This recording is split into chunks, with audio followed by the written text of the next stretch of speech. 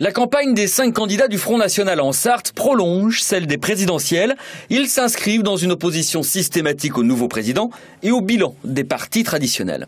C'est-à-dire la désindustrialisation, le primat accordé à l'Europe contre la France et contre les Français, l'immigrationnisme et les maux qui en découlent, à savoir la fiscalité et une forme d'insécurité croissante dans certaines zones du territoire.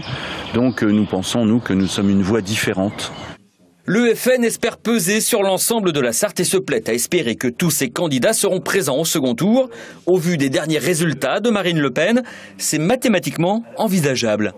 Il va y avoir vraisemblablement des triangulaires dans toutes les circonscriptions et que dans le cadre d'une triangulaire, il suffit d'être le numéro 1 en nombre de voix. Ça dépend des électrices et des électeurs de la Sarthe pour que des députés du Front National soient élus dans ce département, dont je rappelle qu'il est celui qui fait les plus forts scores de tout le Grand Ouest pour ce qui est du Front National.